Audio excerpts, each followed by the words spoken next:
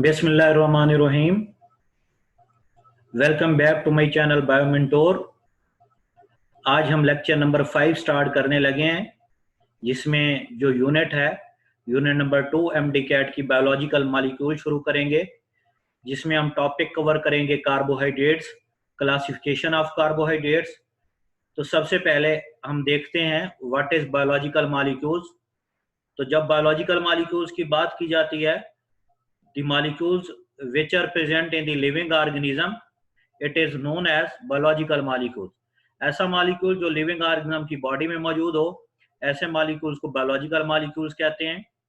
Biological molecule जो है उसकी दो फॉर्म हो सकती हैं, ऑर्गेनिक हो सकता है इन नेचर या इनऑर्गेनिक हो सकता है। अगर ऑर्गेनिक इन नेचर होगा तो उसमें कार्बन और हाइड्रोजन एक साथ मौजूद होंगी, जबकि इनऑर्गेनिक होगा तो उसमें कार्बन हाइड्रोजन एक साथ मौजूद नहीं होंगी।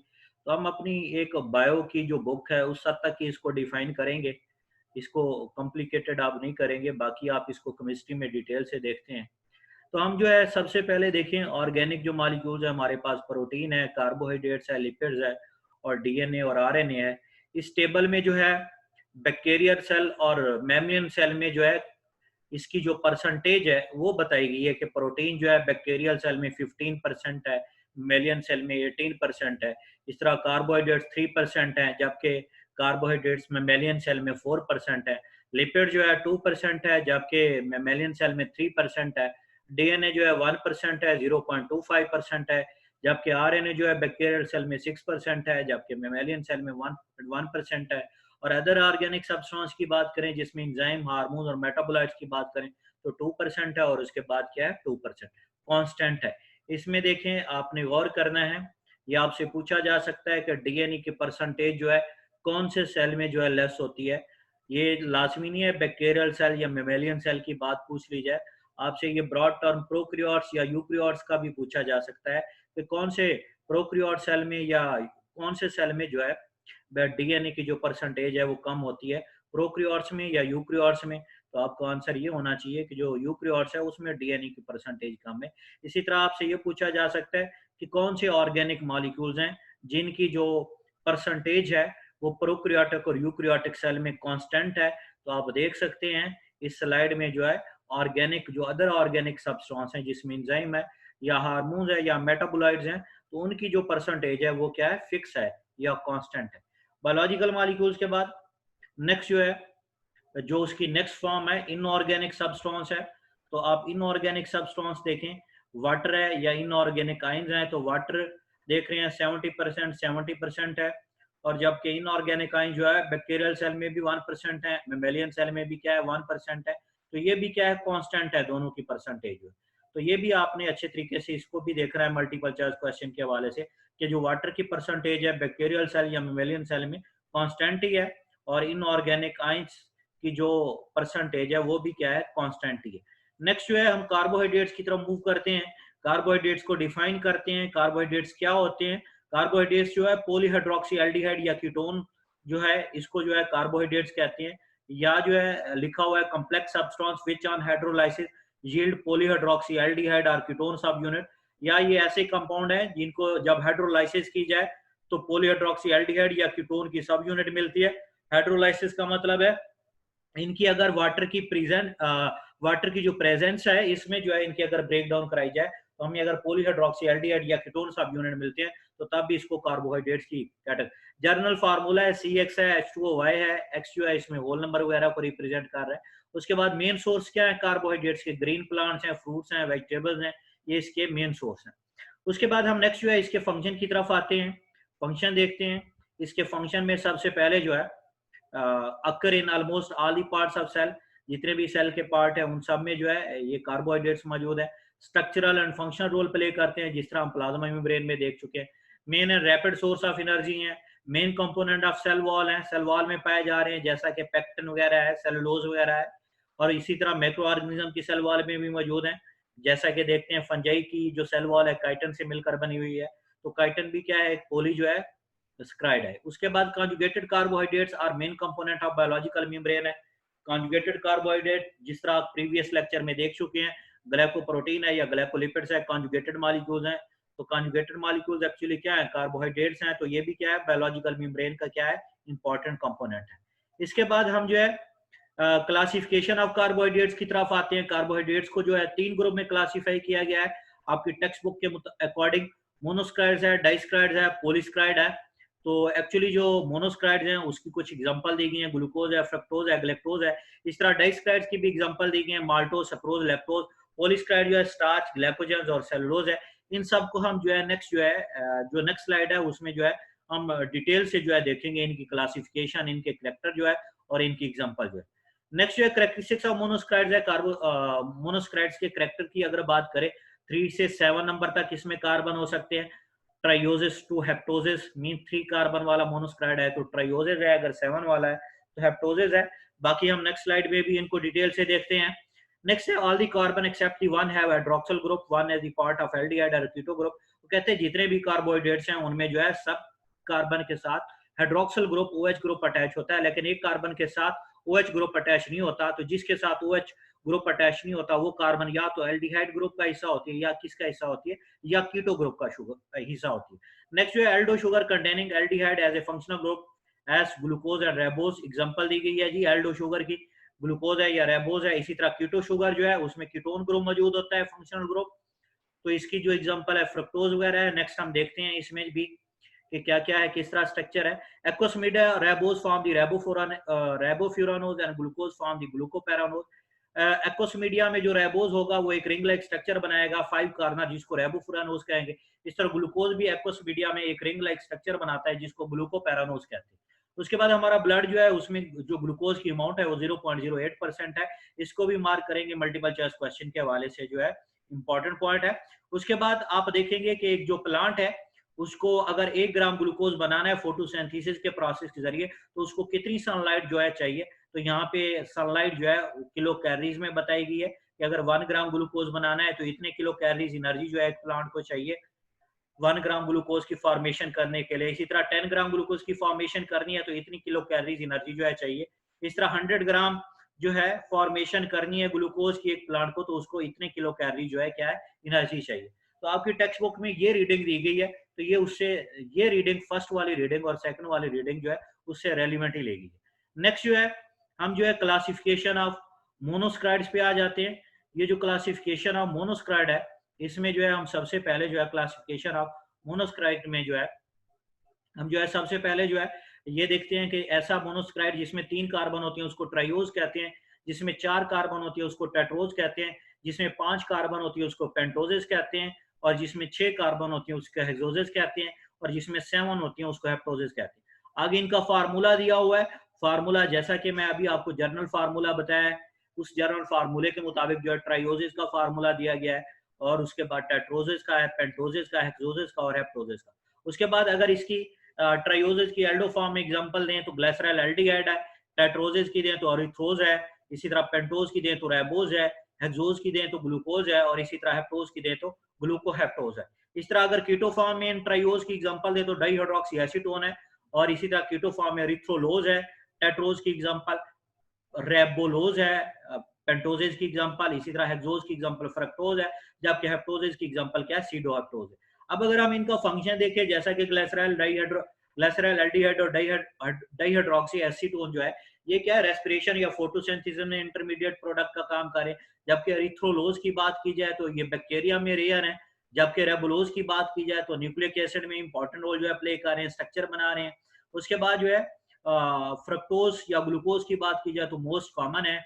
उस सीडोहेप्टोलोज की बात की जाए या ग्लूकोहेप्टोज की बात की जाए तो ये क्या है, रेयर है।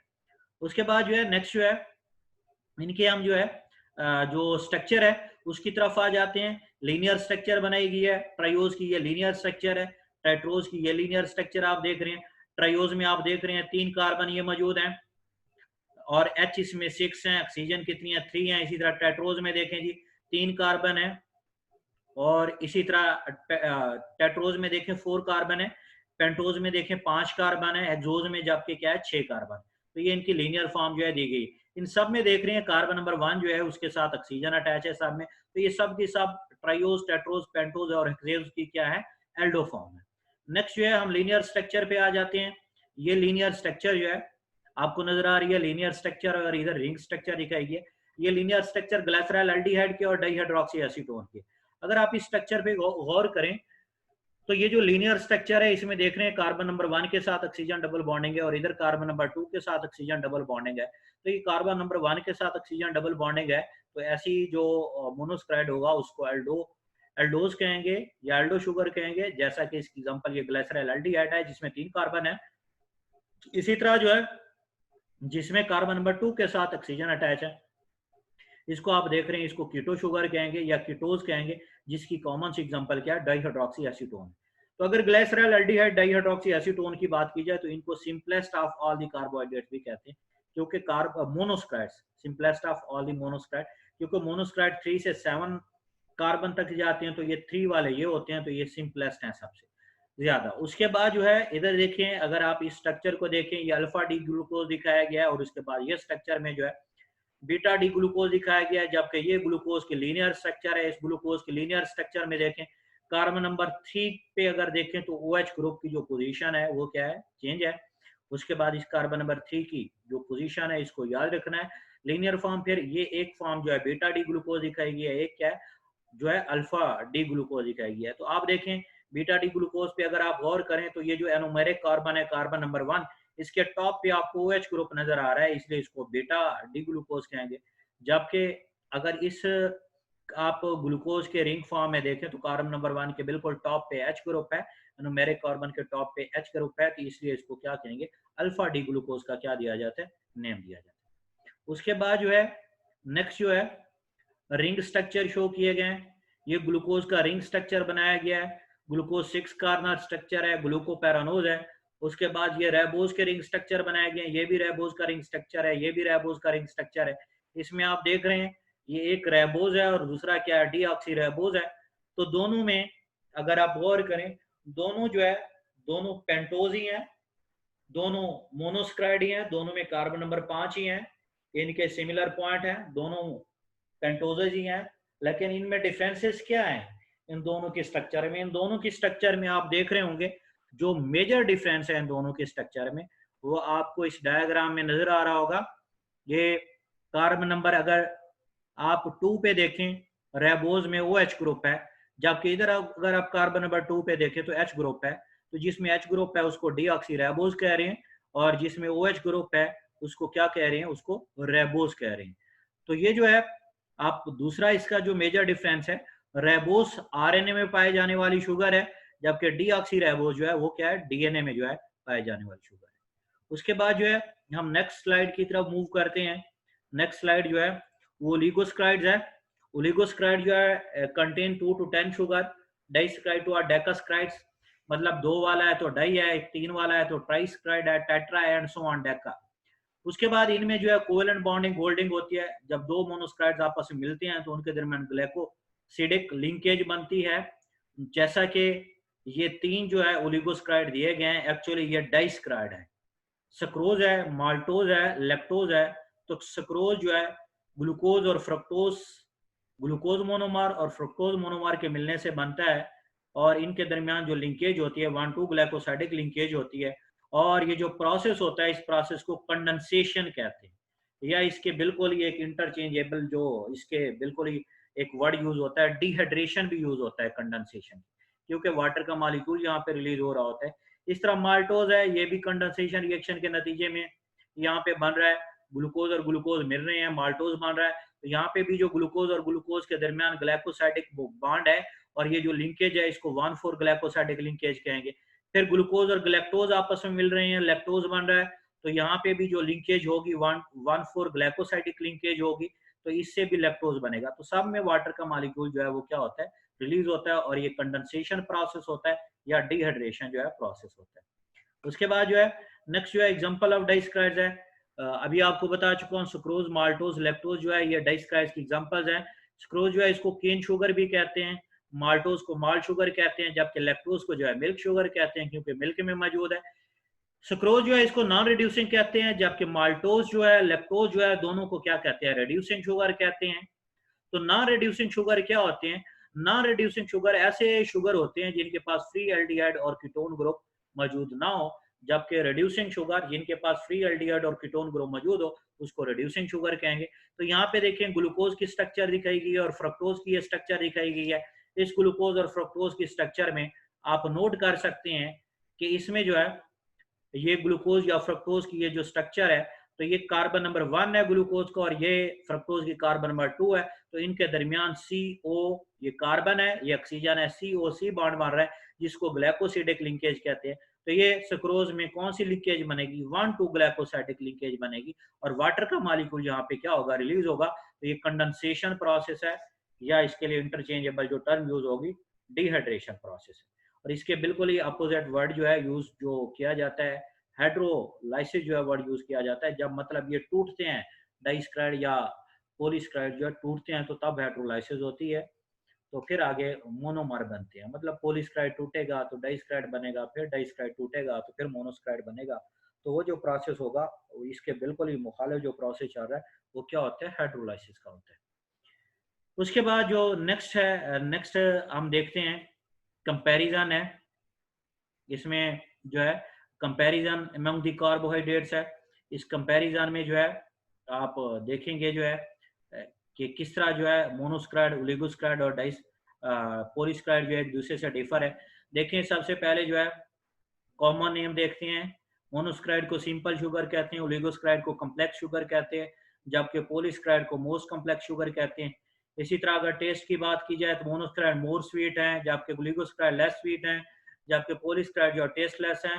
और इसी तरह सॉल्युबिलिटी की बात की जाए तो मोर सॉल्युबल है, जबकि ओलिगोस्क्राइड लेस सॉल्युबल है, जबकि जो पॉलीस्क्राइड है स्प्रिंगली सॉल्युबल है। उसी तरह हाइड्रोलाइसिस की बात की जाए, यहाँ पे ये सब यूनिट्स हैं, इनकी हाइड्रोलाइसिस नहीं होती, जबकि ये जो है ओलिगोस्क्राइड इनकी हाइड्रोलाइसिस है, प्रेजेंस ऑफ वाटर ये ब्रेक डाउन इनकी होगी और मोनोस्क्राइड्स बनेंगे।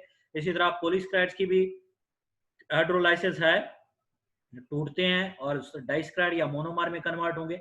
जनरल फार्मूला है इसका मोनोस्क्राइड का, ये जनरल फार्मूला आप देख रहे हैं।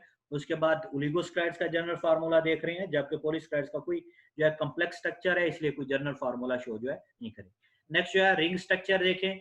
ये रिंग स्ट्रक्चर बनाते हैं जैसा कि आप अभी देख चुके हैं, ग्लूकोपैरानोज और रेबोफ्यूरानोज देख चुके हैं। ओलिगोस्क्राइड्स में इस तरह सब यूनिट्स की जो है रिंग स्ट्रक्चर जो है नहीं होगी, कॉम्प्लेक्स स्ट्रक्चर बनेगी। यहाँ पे भी रिंग स्ट्रक्चर नहीं बनेगी अलग सेपरेट तौर पे। उसके बाद क्लासिफिकेशन है इसकी on the basis of number of carbon atoms है, इसकी classification on the basis of number of monosaccharide unit है, और इसकी क्लासिफिकेशन जो है स्ट्रक्चर जो है उसकी कॉम्प्लेक्स है। रिड्यूसिंग और नॉन रिड्यूसिंग की बात की जाए तो आमतौर पे ये रिड्यूसिंग शुगर्स रिड्यूसिंग है, जबकि ओलिगोस्क्राइड्स की बात की जाए तो ये भी क्या है, सारे के सारे रिड्यूसिंग होते हैं। जस्ट सक्रोज जो है वो क्या होता है? नॉन रिड्यूसिंग होता है। पॉलीस्क्राइड्स की बात की जाए तो ये भी क्या होते हैं? नॉन रिड्यूसिंग होते हैं। एग्जांपल्स की बात की जाए तो glycerol aldehyde, dihydroxy acetone, ribose, ribulose, deoxy ribose, galactose, glucose, fructose, ये सारी की सारी क्या है? मोनोस्क्राइड्स की एग्जांपल है। जबकि ओलिगोस्क्राइड या डाइस्क्राइड्स की बात की जाए तो माल्टोज, लैक्टोज और सुक्रोज एग्जांपल है। पॉलीस्क्राइड्स की बात की जाए तो starch, glycogen, cellulose, dextrin, agar, pectin और काइटिन जो है ये इसकी क्या है? जर्नल सी एग्जांपल है। उसके बाद जो है हम नेक्स्ट जो है इसकी जो स्लाइड है वो क्लासिफिकेशन है पॉलीस्क्राइड की, उस पे आ जाते हैं। क्लासिफिकेशन ऑफ पॉलीस्क्राइड है, पॉलीस्क्राइड को 3 ग्रुप में डिवाइड किया गया, स्टार्च में, ग्लाइकोजन में, सेलुलोज में। तो अगर सबसे पहले देखें इसकी प्रेजेंस देखें तो स्टार्च प्लांट में मौजूद है और ग्लाइकोजन जो है प्रोकैरियोट्स, फंजाई और एनिमल्स में है, जबकि सेलुलोज की बात की जाए प्लांट और एल्गी में। अक्रेंस की बात की जाए तो ये फ्रूट, ग्रेन्स, सीड, ट्यूबर में मौजूद है, जबकि ग्लाइकोजन मसल और लीवर में मौजूद है। और सेलुलोज जो है cotton is a pure form of cellulose, बड़ा इंपॉर्टेंट ये मल्टीपल चॉइस क्वेश्चन है। उसके बाद मेन सोर्स देखें, कार्बोहाइड्रेट्स फॉर एनिमल है, जबकि इसका मेन सोर्स जो है chief form of storage in animals है। कंपोनेंट ऑफ सेल वॉल होता है सेलुलोज। फंक्शन की बात करें तो स्टोरेज ऑफ फूड है, ग्लाइकोजन भी स्टोरेज ऑफ फूड है, जबकि जो सेलुलोज है स्ट्रक्चर बनाता है, जिस तरह आप देखते हैं सेल वॉल में जो है सेलुलोज मौजूद होता है। हाइड्रोलाइसिस इसका रिजल्ट क्या मिलेगा? हाइड्रोलाइसिस स्टार्च की जब हाइड्रोलाइसिस करेंगे तो डेफिनेटली ग्लूकोज ही सब यूनिट्स मिलनी है। ग्लाइकोजन की हाइड्रोलाइसिस पे भी ग्लूकोज ही सब यूनिट मिलनी है। सेलुलोज की हाइड्रोलाइसिस पे भी हमें ग्लूकोज की सब यूनिट्स ही मिलनी है। सॉल्युबिलिटी है, इसमें अगर 2 हैं, अमाइलोज या अमाइलोपेक्टिन है जो आपकी बुक के मुताबिक है, अमाइलोज जो है सॉल्युबल इन हॉट वाटर है, जबकि अमाइलोपेक्टिन जो है इनसॉल्युबल है। ग्लाइकोजन जो है ये भी इनसॉल्युबल है, सेलुलोज जो है ये भी इनसॉल्युबल है। आयोडीन टेस्ट की बात की जाए तो ब्लू कलर देता है स्टार्च, जबकि ग्लाइकोजन जो है रेड कलर देगा। सेलुलोज जो है नो कलर। इस तरह चेन फॉर्म की बात की जाए तो ब्रांच है। स्टार्च जो है जैसा कि ये अमाइलोज अमाइलोपेक्टिन की बात की गई है, अमाइलोपेक्टिन ब्रांच है और इसमें की जो ब्रांच है 1,4,1,6 ग्लाइकोसाइडिक लिंकेज बनेगी, जबकि अमाइलोज जो है वो अनब्रांच है, 1,4 ग्लाइकोसाइडिक लिंकेज होगी। जबकि ग्लाइकोजन जो होता है वो हाईली ब्रांच होता है और उसमें 1,4,1,6 ग्लाइकोसाइडिक लिंकेज बनती है। इस तरह जो है सेलुलोज जो है ये भी अनब्रांच है और इसमें भी क्या होती है 1,4 ग्लाइकोसाइडिक जो है 1,4 ग्लाइकोसाइडिक लिंकेज होती है। तो इस तरीके से हमारा ये जो क्लासिफिकेशन ऑफ पॉलीसेकेराइड का टॉपिक था ये कंप्लीट हुआ है। तो नेक्स्ट हम इंशाल्लाह जो नेक्स्ट वीडियो होगी हमारी, हम उनमें नेक्स्ट जो बायोलॉजिकल मॉलिक्यूल्स के जो कोर्स कंटेंट्स में टॉपिक शामिल है, प्रोटीन है, लिपिड्स है, न्यूक्लिक एसिड है या एंजाइम और उसके बाद इनहिबिटर्स हैं, वो हम अपनी नेक्स्ट वीडियोस में जो है उनको जो है कवर करेंगे। और वो जो है नेक्स्ट लेक्चर जो है मैं वीडियोस में जो है वो क्या करूँगा चैनल पे अपलोड करूँगा। तो अब तक के लिए इतना ही काफ़ी है। Thank you so much. अल्लाह हाफिज़।